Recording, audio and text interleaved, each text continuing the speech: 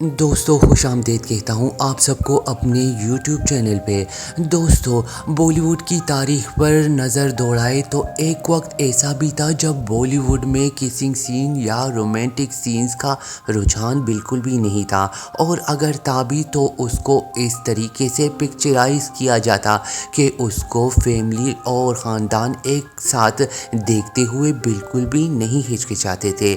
آج کی اس ویڈیو میں ایک بالی ووڈ کی فلم کا ذکر کریں گے جس میں بالی ووڈ کی ہر دل عزیز اداکارہ ریکھا نے کام کیا تھا۔ دوستو ویڈیو کو آخر تک ضرور دیکھیے اور پسند آئے تو لائک اور شیئر ضرور کریں، اور دوستو اگر آپ میرے چینل پر نئے ہیں تو چینل کو سبسکرائب کر کے بیل آئیکن دبانا بالکل بھی نہ بھولیے، اس سے میری آنے والی نئی ویڈیو سب سے پہلے آپ کو دیکھنے میں آسانی ہوگی۔ تو چلیے دوستو آج کی یہ اسپیشل ویڈیو شروع کرتے ہیں۔ دوستو بالی ووڈ کے مشہور ڈائریکٹر کلجیت نے جس زمانے میں ریکھا اور باسوا جیت کو اپنی فلم انجانا سفر کے لیے سائن کیا، ان دنوں بھارتی فلموں میں کسنگ سین کا رواج شروع نہیں ہوا تھا۔ کلجیت نے اپنی فلم کو ہٹ دینے کے لیے اس قسم کا بولڈ سین فلمانے کا فیصلہ کیا تھا، اور وہ بھی ریکھا کو بتائے بغیر۔ انہوں نے فلم کے کیمرہ مین کو بھی اپنے ساتھ کیا کیونکہ اس کی شرکت کے بغیر وہ سین اس انداز میں پکچرائز ہی نہیں ہو سکتا تھا۔ چنانچہ ایک سین میں جب ریکھا آنکھیں بند کیے چہرہ ذرا اوپر کیے ہیرو کے سامنے کھڑی تھی تو ہیرو نے اچانک اس سین کو نہایت رومانی بنا ڈالا۔ ریکھا حیران رہ گئی کیونکہ اسے یاد تھا کہ اسکرپٹ میں اس قسم کا کوئی سین نہیں تھا۔ شاٹ اچھا خاصا طویل بھی ہو گیا کیونکہ باسوا جیت ریکھا کو اپنی باہوں میں ہی سمیٹے کھڑے تھے۔ بڑی مشکل سے ریکھا باسوا جیت کے بازوؤں کی گرفت سے آزاد ہوئی اور آنکھیں کھولی تو اس نے دیکھا کہ کیمرہ بدستور چل رہا تھا اور کلجیت سمیت وہاں بہت سے لوگ ہنس رہے تھے۔ ریکھا کی آنکھوں میں آنسو آ گئے لیکن وہ کوئی احتجاج نہ کر سکی کیونکہ اسے معلوم تھا کہ اگر اس نے اسکرپٹ سے ہٹ کر سین فلمانے پر احتجاج کیا تو اسے فلم سے کٹ کر دیا جائے گا اور اس کا کیریئر شروع ہونے سے پہلے ہی ختم ہو جائے گا۔ وہ اس خوف سے خاموش ہی رہی اور اس کی خاموشی کو بھی لوگوں نے رضامندی ہی سمجھ لیا۔ جلد ہی ممبئی کی فلم انڈسٹری میں یہ بات پھیل گئی کہ ساؤتھ انڈیا سے ایک نوعمر اور نوخیز اداکارہ آئی ہے جو بولڈ سین پکچرائز کرنے سے ذرا بھی نہیں ہچکچاتی۔ کلجیت نے بھی اس تاثر کو گہرا کرنے میں اہم کردار ادا کیا۔ وہ فلمی رسالوں اور اخباروں کو انٹرویو دیتے وقت یا ویسے ہی بات چیت کرتے ہوئے چٹخارا پیدا کرنے کے لیے ریکھا کی زندگی کے بارے میں جھوٹی سچی باتیں اپنے انٹرویوز میں شامل کر لیتا۔ زیادہ تر لوگ بات کا بتنگڑ بنانے میں ماہر ہوتے ہیں۔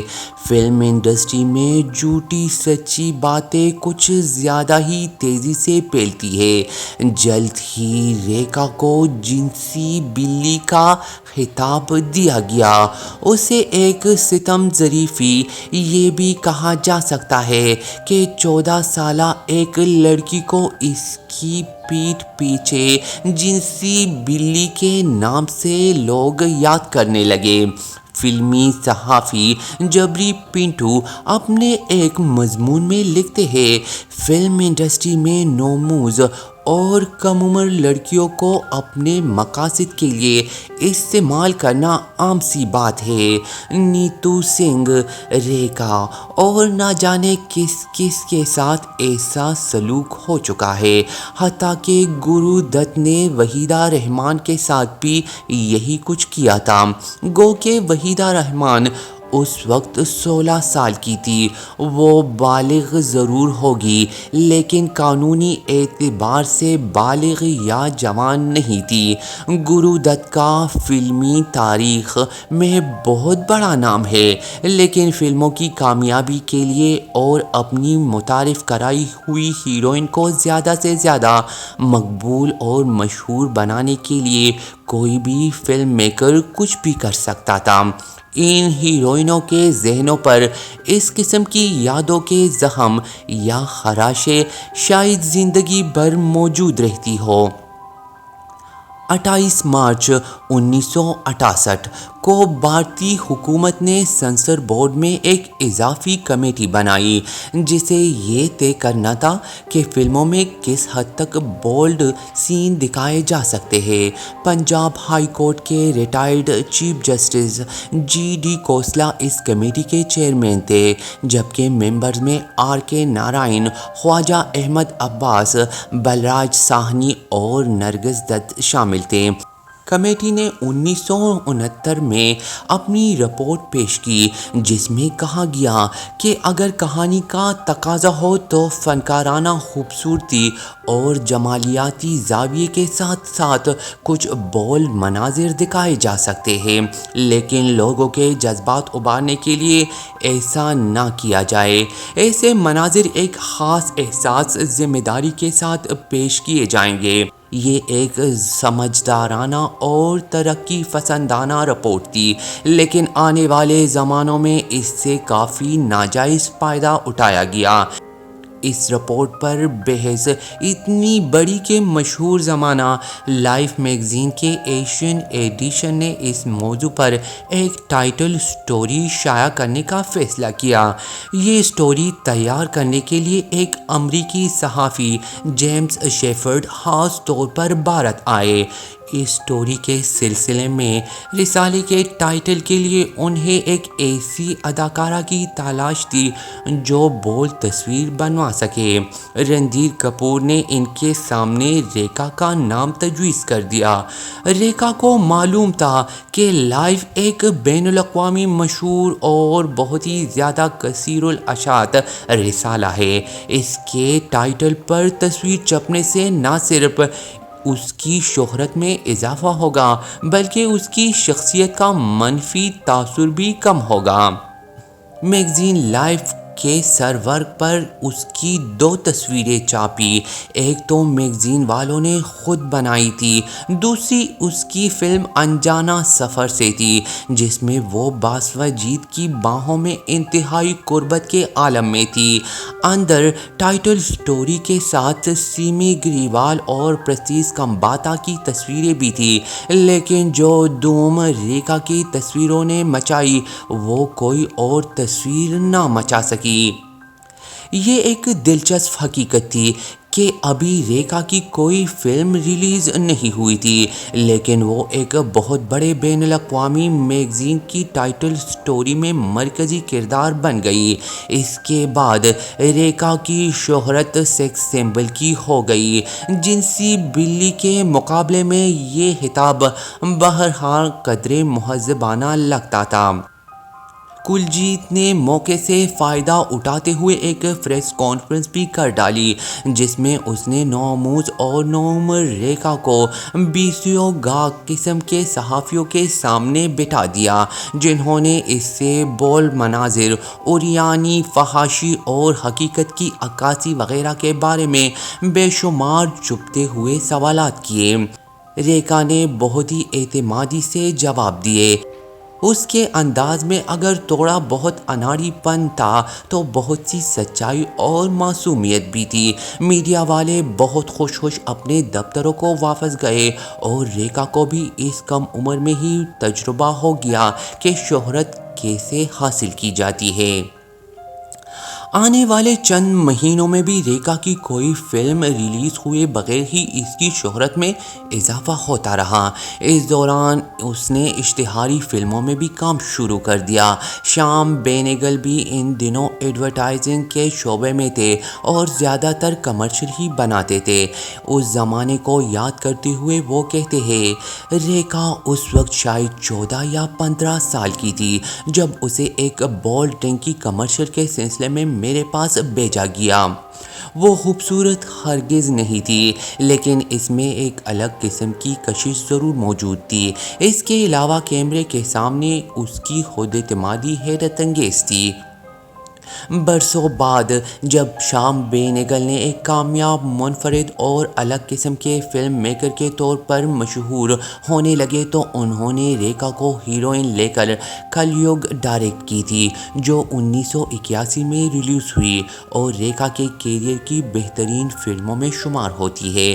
ممبئی آنے کے بعد جب ریکھا کام شروع کر چکی تھی، انہی دنوں پروڈیوسر ڈائریکٹر موہن سہگل اپنی فلم ساون بھادو کے لیے ایک ایسی ہیروئن کی تلاش میں تھے جو کم عمر ہو اور گاؤں کی لڑکی دکھائی دیتی ہو۔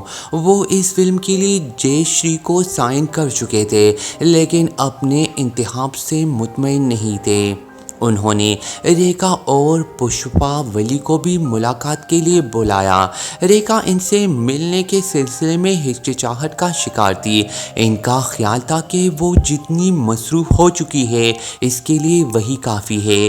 ایک نئی اداکارہ کے طور پر کسی ڈائریکٹر کے سامنے پیش ہونا کوئی آسان کام نہیں تھا۔ کئی ڈائریکٹرز اور پروڈیوسر نے اسے مسترد کیا تھا، یعنی وہ مسترد کیے جانے کی اذیت سے بھی آشنا ہو چکی تھی۔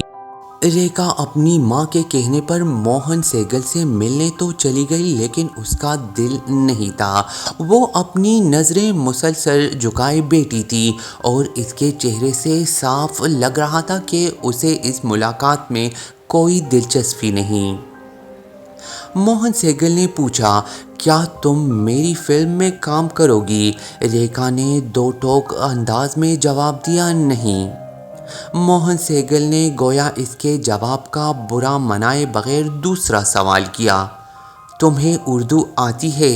ریکھا نے نفی میں جواب دیا، اگر میں تمہیں اداکاری کی تربیت دوں اور اچھا معاوضہ دوں تو تم میری فلم میں کام کرو گی؟ موہن سہگل نے ریکھا سے سوال کیا۔ ریکھا نے بدستور کہا، نہیں۔ کیا نہیں؟ تمہارا تکیہ کلام ہے، نہیں؟ موہن سہگل نے اپنے تحمل برقرار رکھتے ہوئے ریکھا سے پوچھا۔ ریکھا نے کہا، نہیں۔ پشپا ولی غصے سے اس کی طرف دیکھ رہی تھی، لیکن ریکھا گویا اس کی کوئی پرواہ نہیں کر رہی تھی۔ موہن سہگل کے چہرے پر ناگواری تھی، لیکن پھر اچانک ہی وہ مسکرانے لگے اور پشپا ولی کی طرف دیکھ کر بولے، یہ طے ہو گیا کہ تمہاری بیٹی ہی میری فلم کی ہیروئن ہوگی۔ یہ سن کر ریکھا کی ماں پشپا ولی کے چہرے پر خوشی آ گئی، لیکن پھر اس نے دوبارہ تشویش زدہ ہو کر ریکھا کی طرف دیکھا۔ اسے یہ محسوس ہوا کہ ریکھا اس فلم میں کام نہ کرنے کے فیصلے پر قائم رہے گی۔ یہ دیکھ کر شاید اس کی جان میں جان آ گئی کہ موہن سہگل کی بات سن کر ریکھا بھی مسکرائی۔ وہ فلم میں کام کرنے پر آمادہ ہو چکی تھی۔ موہن سہگل فلم کے لیے ہیرو پہلے ہی تلاش کر چکے تھے۔ وہ نیا اداکار نوین نشچل تھے، جس نے مشہور زمانہ پونا انسٹی ٹیوٹ سے اداکاری کی تربیت حاصل کی تھی اور سرٹیفکیٹ کے علاوہ گولڈ میڈل بھی حاصل کر چکے تھے۔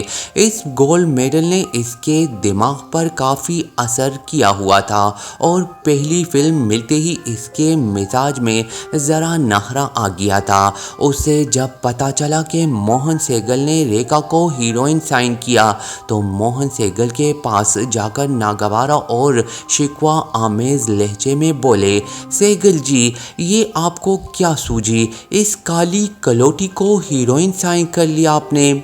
نویل نشچل کا یہ تبصرہ پریس تک بھی پہنچ گیا اور اسے خوب نمک مرچ لگا کر شائع کیا گیا۔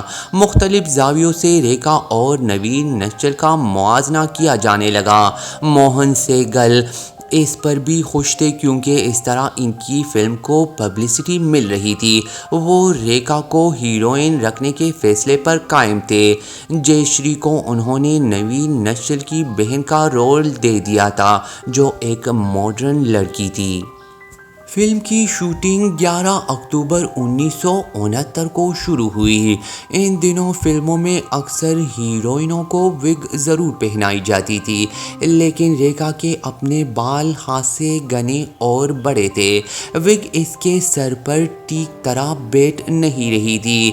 ہیئر ڈریسر خواتین نے ریکھا کے احتجاج کو انسنا کرتے ہوئے ان کے کافی بال کاٹ دیے۔ دوسرا مسئلہ یہ ہوا کہ نویل نشچل کافی گورا تھا۔ اس کے سامنے ریکھا کچھ زیادہ ہی کالی لگ رہی تھی، چنانچہ اسے ایک گھنٹہ کڑی رکھ کر سر سے پاؤں تک پینٹ کر دیا جاتا تھا۔ اس زمانے میں کئی اداکاراؤں کو فلموں میں گوری دکھانے کے لیے پینٹ کر دیا جاتا تھا۔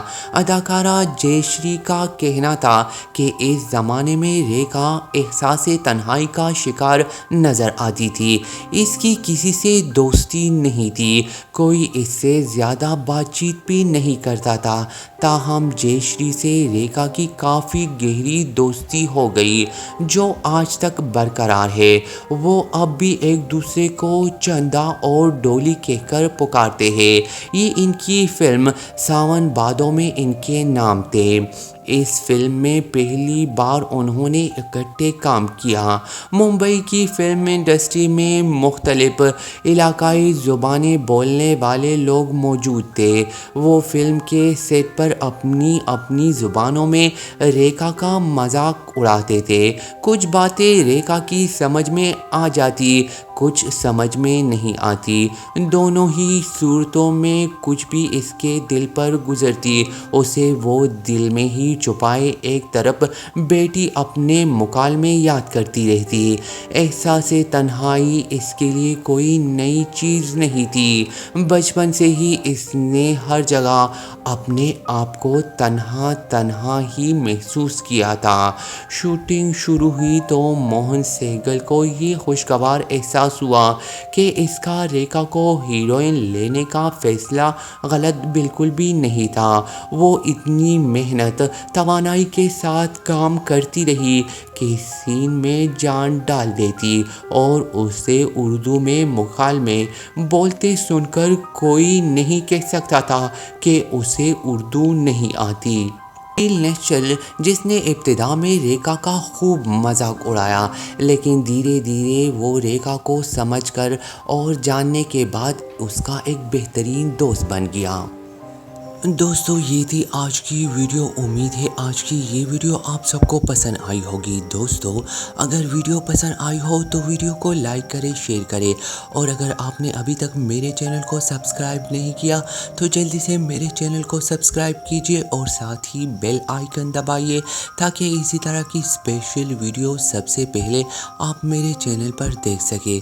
تو چلیے نیکسٹ کسی اور ویڈیو میں آپ سب سے پھر سے بات ہوگی۔ تب تک آپ سب اپنا بہت سارا خیال رکھیے۔ Take care and good bye.